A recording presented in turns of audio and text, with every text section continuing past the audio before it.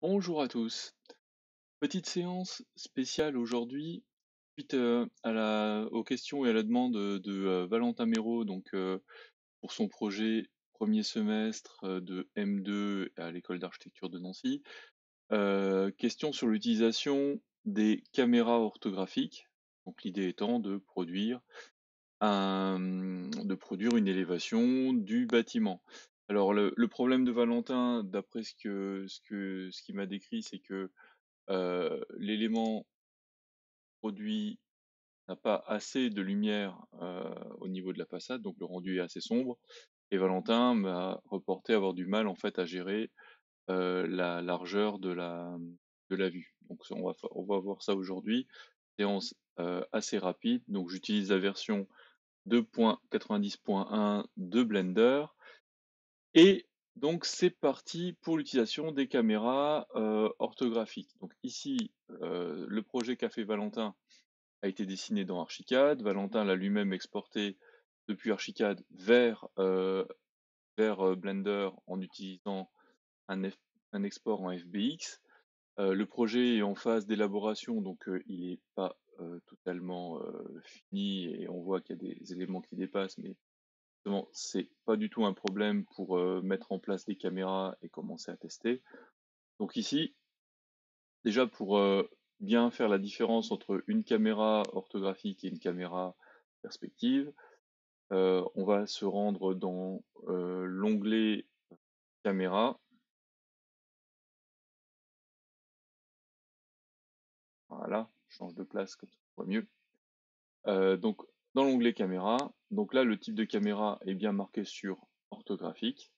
La particularité d'une caméra orthographique, c'est que peu importe la distance à laquelle la caméra va se trouver, par exemple ici j'affiche euh, un autre viewport 3D en vue caméra, peu importe la position de ma caméra, la projection sera la même évidemment puisque nous sommes sur une projection parallèle.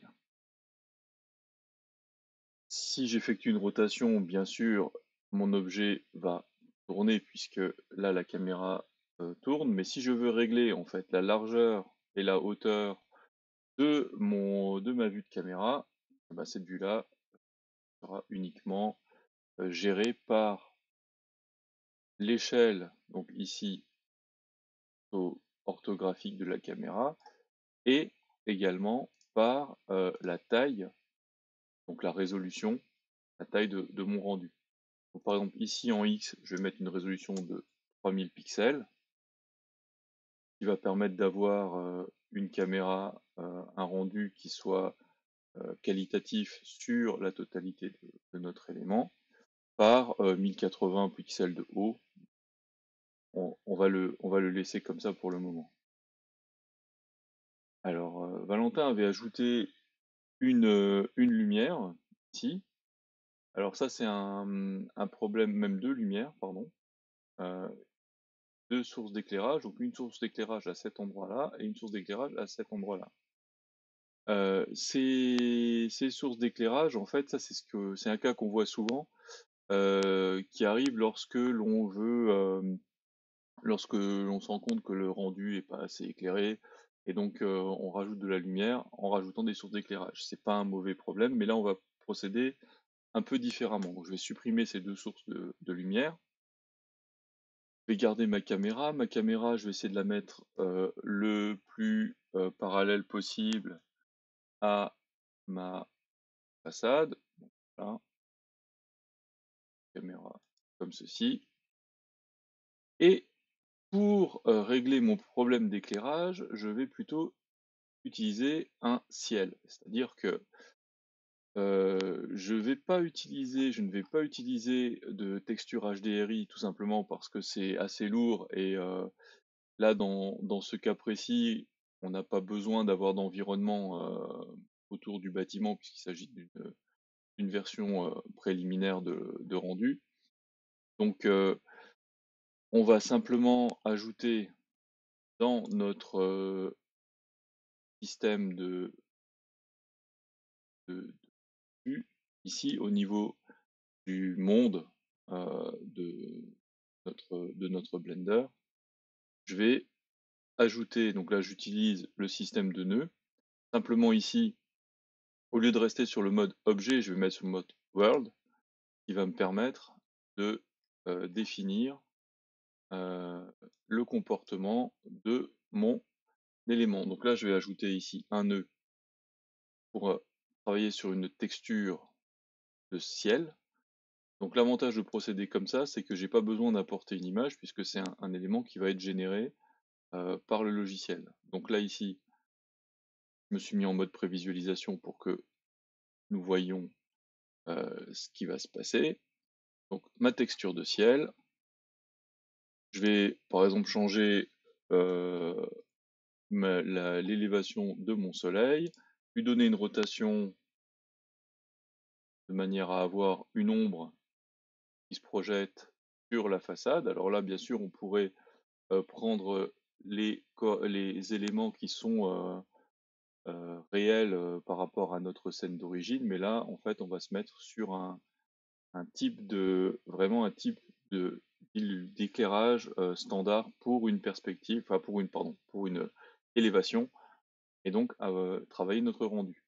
Là, on voit que le soleil est un peu trop puissant, donc ce qu'on va pouvoir faire, c'est réduire l'intensité. Donc là, je vais mettre par exemple 0,5 en intensité, puis ici, je vais mettre 0,6 pour avoir quand même des couleurs qui soient un petit peu saturées. Donc à ce stade-là, le réglage de base est terminé. C'est-à-dire que je peux faire un test de rendu. Alors pour faire un test de rendu, je vais réduire ici la taille de mon rendu, je vais le réduire à 40%. Un petit rendu. Et donc ça me permet de vérifier que mon éclairage est convenable.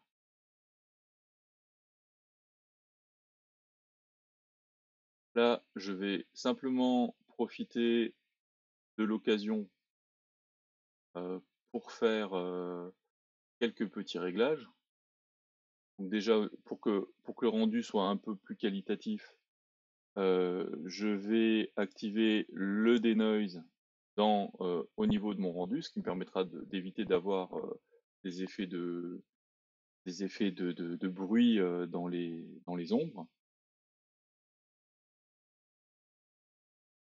Et je vais ici retravailler au niveau de mon film. Je vais dire que je veux avoir un arrière transparent qui facilitera aussi la mise en page de cette élévation sur la planche de mise en page. Donc là, à ce stade-là, j'ai amélioré le grain dans les ombres et j'ai mis un fond transparent. Un petit défaut avec les élévations comme ça, c'est que euh, quand on, quand on fait le rendu, ben, on se retrouve avec une épaisseur de sol qui est un peu minimale, qui rend pas forcément très très bien. Donc ici, si par exemple on veut un peu améliorer l'élément, puis c'est l'occasion pour faire une texture, euh, travailler un peu sur un système de texture, je vais pouvoir rapidement y passer avec mon objet, faire venir,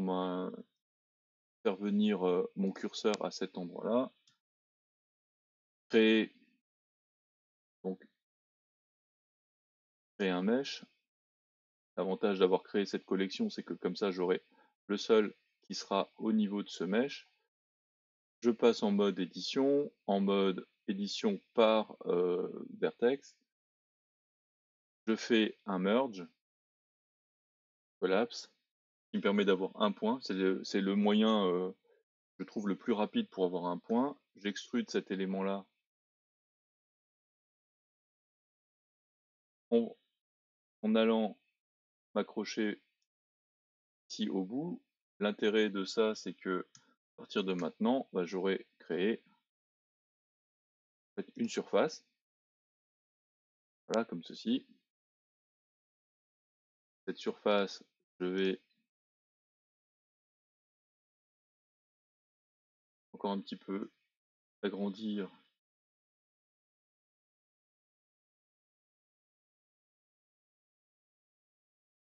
Là, de manière à ce qu'elle couvre la totalité de ma vue. Et je vais lui appliquer une texture ou un matériau, mais là peut-être simplement une texture. Donc pour faire ça, je passe en mode petit objet, je sélectionne mon objet, je crée une nouvelle texture, nouveau matériau, pardon, que je vais appeler sol. Voilà. J'enlève cet élément-là qui ne me sert à rien puisque j'ai pas besoin d'avoir d'effet, je vais simplement afficher des hachures. Donc là, je crée une texture de type wave, donc qui va me créer des bandes, comme ceci.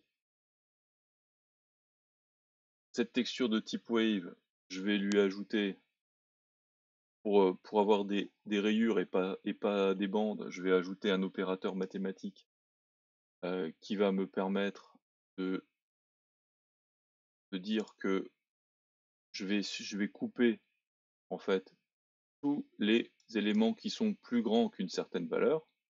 Plus je vais réduire et m'approcher de 0, plus je vais avoir des bandes fines. Et de cette manière-là, je vais pouvoir retravailler mon élément. Alors là, j'ai des rayures verticales pour, simplifier cette, enfin, pour pouvoir faire ce que je veux. Je vais par exemple prendre les coordonnées de l'objet. Donc les coordonnées de la texture de l'objet, je vais par exemple prendre un UV. Ici, je fais simplement un dépliage UV de mon élément. Un dépliage UV totalement quelconque. Et dans l'éditeur UV, je vais pouvoir gérer de manière ultra simple la position de mon élément. Étant donné que c'est quelque chose qui est génératif, je n'aurai pas besoin d'aller, j'aurais pas du tout besoin d'ajouter une image ici dans mon UV puisque j'utilise simplement l'UV pour avoir un système de coordonnées et ça va me permettre de gérer également la taille de ces fameuses hachures. À ce stade, je vais pouvoir gérer par exemple aussi un petit peu de distorsion si je veux donner un effet un peu plus zébré à mon effet de sol. Et pour finir ici, je vais simplement prendre deux couleurs, utiliser ici un mix RGB en utilisant mon système de hachure pour mixer. Et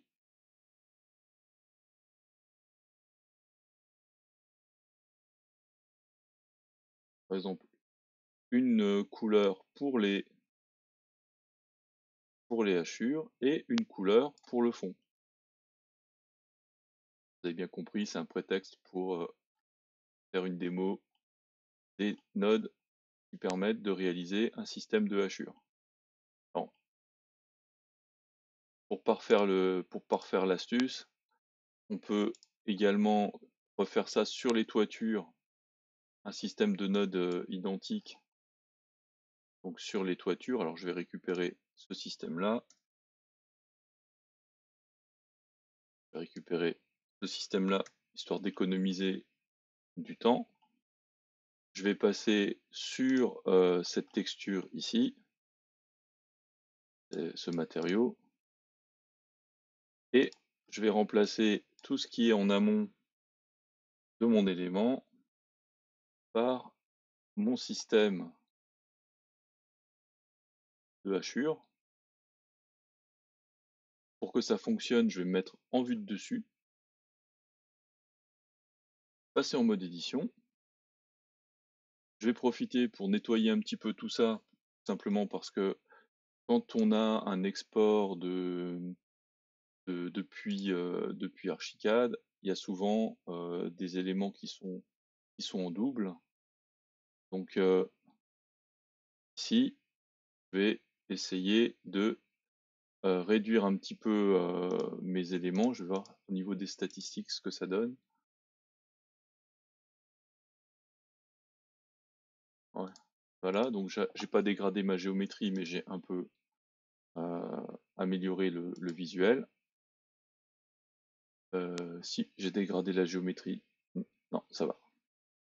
J'ai pas dégradé la géométrie. Donc à partir de là, en fait, je vais faire un unwrap, mais un unwrap projeté depuis la vue, tout simplement parce que ce que je veux éviter d'avoir en fait un problème au niveau des jonctions des toitures ici.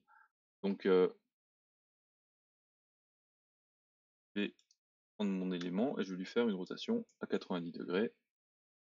Voilà, pour avoir des hachures dans ce sens-là, augmenter la taille de manière à avoir des éléments qui soient comparables aux rayures. Donc là, je vais mettre aucune distorsion puisque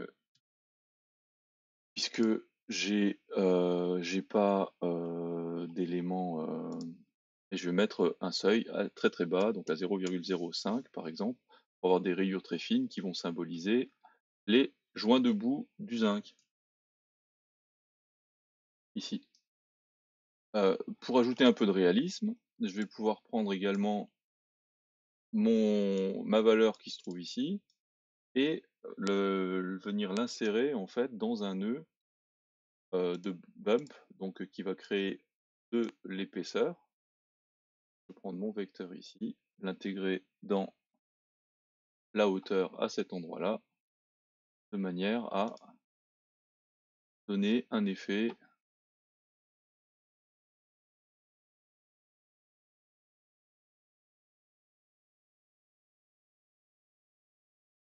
donner un petit effet sur ma toiture.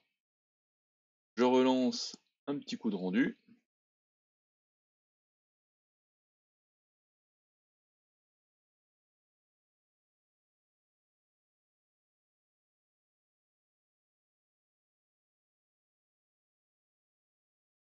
Donc là, je vois déjà sur le pré-rendu que j'ai l'effet que je souhaitais obtenir au niveau de mon sol.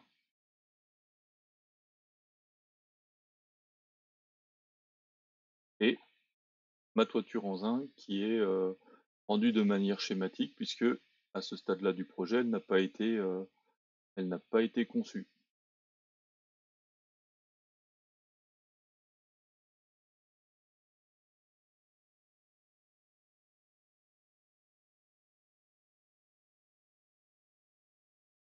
Donc là, il ne reste plus qu'à lancer le rendu définitif. Donc le rendu définitif, résolution à 100%, rendu,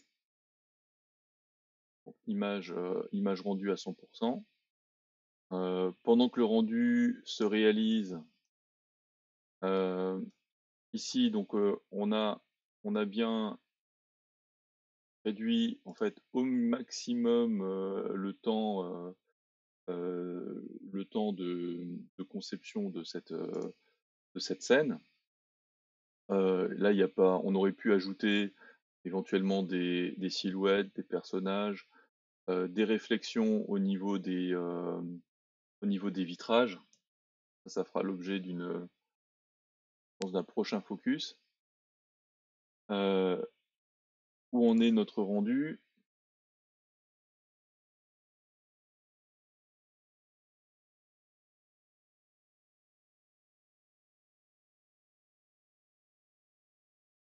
Ah, je crois que non, c'est bon. J'ai cru que je t'avais arrêté.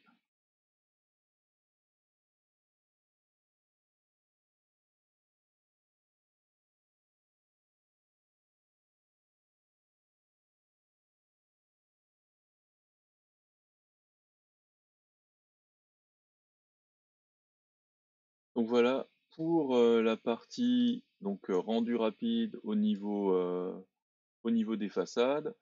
Euh, je vous orienterai aussi peut-être dans les commentaires si dans la description sur d'autres petites vidéos sur la gestion des caméras, avec un peu plus de détails sur la gestion des caméras. Mais voilà donc comment on met en place et on règle un petit rendu de façade dans l'outil Blender. Je vous souhaite une bonne après-midi, une bonne fin de journée et à très bientôt.